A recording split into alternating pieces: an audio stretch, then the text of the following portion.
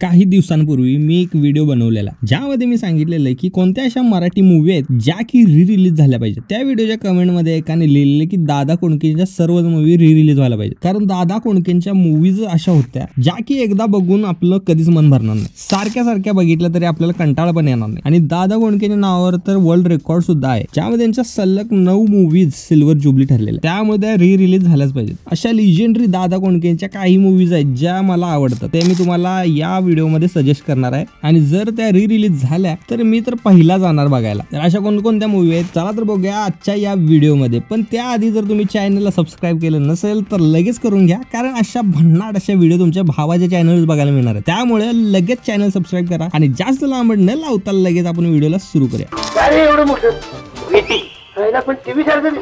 तर या लिस्ट मधली आपली पहिली मूवी आहे पांडू हवालदार। या मूवी मध्ये आपण पांडू आणि सखारामला बघतो, जे की एक पोलीस कॉलनीमध्ये राहतो। पांडू एक प्रामाणिक आणि निष्काळजी पोलीसवाला आहे, तर त्याच्याच ऑपोजिट सखाराम जो एक भ्रष्ट पोलीस ऑफिसर आहे, जो की लाज घेतल्याशिवाय कुठलंच काम करत नाही। एके दिवशी पांडू स्मगलिंगचा माल पकडतोय, ज्यामुळे त्याचं बरंच नाव होतं। त्यानंतर तो हळूहळू सगळ्या स्मगलरला पकडायला सुरू करतोय, ज्यामुळे त्याचं खूप नाव होते। पण स्मगलरच्या अलीकडच्या काळात झालेल्या नुकसानीमुळे एक स्मगलर त्याच्यावर खार खाऊन असते। पांडूचं मन वळवण्यासाठी तो स्मगलर पारो केळीवाल्याला त्याच्याकडे आकर्षित करण्यासाठी पाठवतो। त्याचबरोबर पारोकडे असतात 24 लाख रुपयांचे हिरे, जे की ते कचऱ्यात टाकून देते आणि ते टाकून दिलेले हिरे भेटतात सखारामला। आता सखाराम त्या हिऱ्यांचं काय करणार, आपल्याकडे ठेवणार का पोलीस खात्यात जमा करणार, हे तुम्हाला बघायचं या मूवी मध्ये। अशोक मामाने या मूवीतूनच आपलं डेब्यू केलेला, त्यामुळे हा मूवी जास्त स्पेशल बनतो। या मूवीचा रिमेक सुद्धा बनलेला पांडू नावाने, ज्यामध्ये आपल्याला भाऊ कदम आणि कुशल बद्रिके बघायला मिळालेले। हा जर मूवी रिलीज झाला तर मी तर नक्की बघायला जाणार। आणि जर तुम्हाला हा मूवी OTT वर बघायचा असेल तर तुम्ही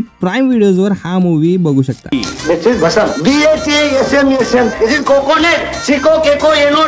त्यानंतर या लिस्ट मधली आपली दुसरी मूवी आहे ह्योच नवरा पाहिजे। या मूवी मध्ये आपण बघतो गोप्याला, ज्याच्या घोडकरपणाला सर्वच गावकरी कंटाळतात। त्याच्याबद्दल गावातील सर्व लोक पुजाऱ्याकडे तक्रार करतात। मग पुजारी गोपाळला सांगतात की तू लग्न कर, ज्यानंतर तुझा हा सगळा खोडकरपणा कमी येईल। पण गोप्या त्यांना सांगतो की हे अशक्य आहे, कारण त्यांच्या ज्योतिषाने त्यांच्या घरातल्यांना सांगितले की जर ह्याने लग्न केलं तर त्याचे वडील लग्न झाल्या वारतील, त्यामुळे त्याचं लग्न करून दिलेलं नाही। पण एक दिवस गोप्या गोपीला भेटतो आणि दोघे एकमेकांकडे आकर्षित होतात, परंतु गोप्याचे वडील त्यामध्ये आणण्याचा प्रयत्न करत असतात। मग आता गोप्या आणि गोपीचं लग्न होणार की नाही हे तुम्हाला बघायचं आहे या मूवी मध्ये। या मूवी मध्ये आपण दादा कोंडकेंसोबत जयश्री तळपदे, शरद तळवळकर, रत्नमाला, भगवान पालव यांसारखे तगडे कलाकार सुद्धा आपल्याला या मूवी मध्ये बघायला मिळणार आहे। त्यामुळे हा ही मूवी जर रिलीज झाला तर आपण नक्की बघायला जाणार। आणि जर OTT वर बघायचं असेल तर तुम्ही प्राईम व्हिडिओजवर हा ही मूवी बघू शकता। या बाबाच्या शक्तीची तुम्हाला कल्पना नाही, नुसतं हे दाखवलं तरी तिथं भस्म होऊन जाईल। त्यानंतर या लिस्ट मधली आपली पुढची मूवी आहे बोट लावीन तिथं गुदगुल्या। या मूवी मध्ये आपण बघतो छोटूला, जिला तमाशा नर्तकी मैना आवडते। त्याची आई लक्ष्मीबाई त्याला तिच्यापासून दूर राहायला सांगते, कारण त्याच्या वडिलांनी एका नर्तकीच्या मागे लागून त्यांचं आयुष्य उद्ध्वस्त केलेलं असते। मैनाची आई तिला पुरुषांना आकर्षित करून तिच्यावर अत्याचार करायला सांगते, जी की तमाशा नर्तकांनी पाळलेली परंपरा मानते। पण मैना पूर्णपणे वेगळी आहे आणि ती छोटूवर सुद्धा प्रेम करते। शाळेतील मुलांचं अपहरण झाल्यामुळे गावात भीतीचं। आणि व्हिडिओ जर आवडला असेल तर लाईक करा आणि चॅनल सुद्धा सबस्क्राईब करा। मी भेटतो तुम्हाला पुढच्या कोणत्या तरी व्हिडिओ मध्ये, तोपर्यंत धन्यवाद। काय आणि मैना तिच्याबरोबर लग्न करणार काय हे बघायचं आपल्याला या मूवी मध्ये। या मूवी मध्ये आपल्याला दादा कोंडकेंसोबत उषा चव्हाण, पद्मा चव्हाण, रत्नमाला, वसंत शिंदे यांसारखे तगडे कलाकार सुद्धा बघायला मिळणार आहेत। हा मूवी सुद्धा रिलीज झालाच तर मी तर नक्की बघणार, पण तुम्ही प्राईम व्हिडिओवर सुद्धा हा मूवी बघू शकता।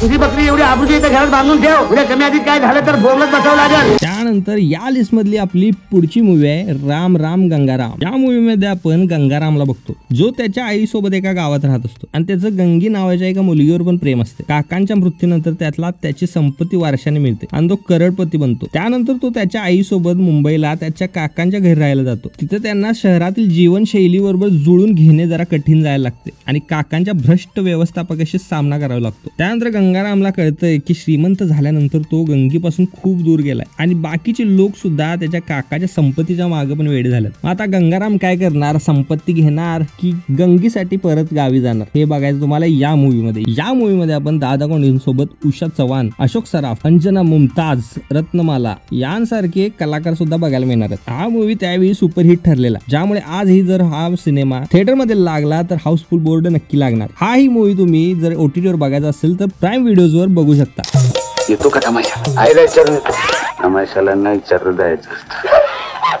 यानंतरची मूवी आहे जी सगळ्यांनाच आवडते, ज्या नावाने आपण सगळे दादा कोंडकेंना ओळखतो. त्या मूवीचं नाव आहे सोंगाड्या. या मूवीमध्ये आपण नाम्याला बघतो, जो की सीताबाईचा मुलगा आहे, ज्या की एक स्ट्रिक्ट बाय असतात. एक दिवस नाम्याचा मित्र त्याला तमाशाचा कार्यक्रम बघायला घेऊन जातो. त्या तमाशामध्ये महाभारतातील द्रौपदीच्या वस्त्रहरणाचा सीन सुरू असतो. तो बघून नाम्या एवढा एक्साइटेड होतो की डायरेक्ट जाऊन स्टेजवर उभा राहतो. त्यामुळे त्यांचा नाटकात व्यत्यय येतो आणि नाटक विस्कटते. त्यानंतर पुन्हा दुसऱ्या दिवशी तो नाटक बघण्यासाठी पुढच्या गावात जातो, जिथे वानर देव हनुमानाची भूमिका करणारा अभिनेता दारू पिऊन मद्यधुंद झालेला असतो. तेव्हा हनुमानाची भूमिका करण्यासाठी नाम्याला बोलवलं जाते. ज्यानंतर तो नाटकात काम करायला सुरू करतो. हे समजल्यावर त्याची आई त्याला घरातनं बाहेर काढते, परंतु तमाशाची नर्तिका कलावती त्याला आश्रय देते. एक साधा भोळा नाम्या त्या कलावतीच्या प्रेमात पडतो. त्यानंतर मूवीमध्ये काय काय होतं ते तुम्हाला बघायचं आहे या मूवीमध्ये. हा मूवी 1971 साली रिलीज झालेला, तरी सुद्धा हा मूवी सगळ्यांच्या लक्षात आहे आणि याच नावाने आपण दादा कोंडके साहेबांना ओळखतो सुद्धा. सोंगाड्यात जो सगळी सोंग घेतो आणि प्रत्येक सोंगात तो उठूनच दिसतो. असा आपला हर हुन्नरी दादा कोंडके यांच्या या मूवीज तुम्हाला कशा वाटल्या ते मला कमेंट मध्ये नक्की कळवा. आणि जर तुम्ही या मूवीज रिलीज झाल्या तर कोणता मूवी बघायला जाणार हे पण मला कमेंट मध्ये नक्की सांगा. आणि व्हिडिओ जर आवडला असेल तर लाईक करा आणि चॅनल सुद्धा सबस्क्राईब करा. मी भेटतो तुम्हाला पुढच्या कोणत्या तरी व्हिडिओ मध्ये. तोपर्यंत